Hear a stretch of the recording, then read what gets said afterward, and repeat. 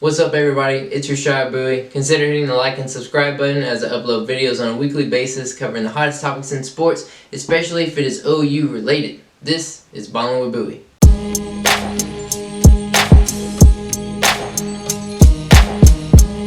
Today I'm going to finish my bracketology. I've narrowed down my fields of 64 to my final four. So I'm going to tell you my final four winners and my championship game and winner. So let's jump right in. So in first Final Four, I have 1 Gonzaga versus 2 Alabama. I think this is going to be a very interesting game. Gonzaga is a very good basketball team, and I don't know if Alabama is going to be able to compete with Gonzaga.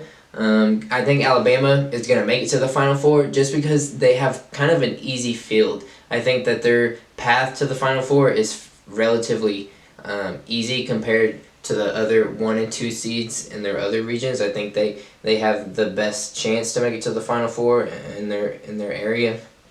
But yeah, I think Gonzaga is just going to overwhelm Alabama. I don't think that Alabama's going to be able to hang with them too good. So I got Gonzaga advancing to the championship game, and so does most of the people in the country. I mean, Gonzaga is the best team in the nation. They're expected to make it to the championship game. They're undefeated. Anytime an undefeated team makes it into the tournament, they're expected to make it to the championship game. And most of the time they don't, but I do think that Gonzaga is going to break that trend, and they're going to be able to make it to the big dance. So in the second Final Four, I have 1 Baylor versus 1 Illinois. And if this matchup happens, I honestly think to this point, this will be the game of the tournament. Not necessarily going to be a buzzer beater in that sense, but I mean just good basketball play. I think it's going to be the best game of the tournament if it comes down to these two teams on this side. Both teams are really good. Baylor isn't as hot as Illinois going into their tournament, but they're still a very good basketball team, and you have to stop them from shooting the three.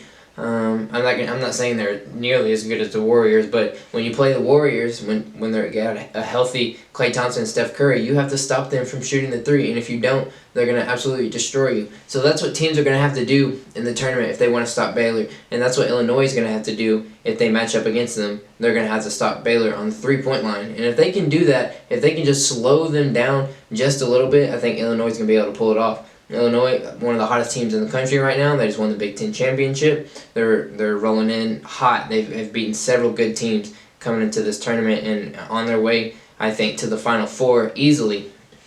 Now, with that being said, I do think that Baylor is going to win. I give the slight advantage to Baylor. I went back and forth for a little bit on this because Illinois, they just look so good right now. It was really hard to bet against them. But I've seen both teams play, and I've seen just how well Baylor is and down the stretch, and they both played in really good conferences, so it's not like they've been playing weak schedules. They're both very good basketball teams.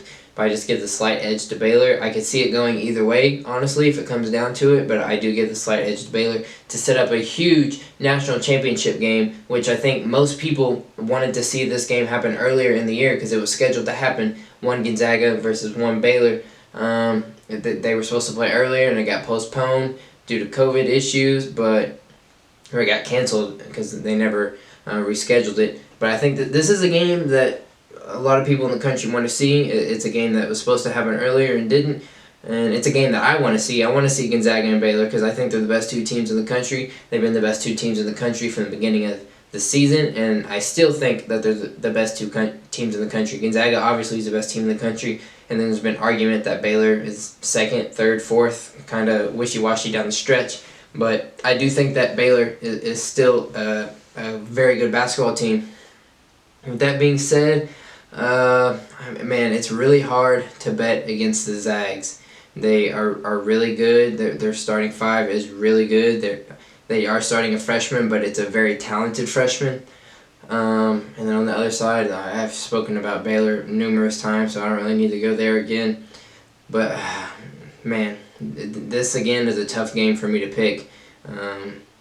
I think that if this game happens, if Gonzaga and Baylor match up, I do give the advantage to Baylor.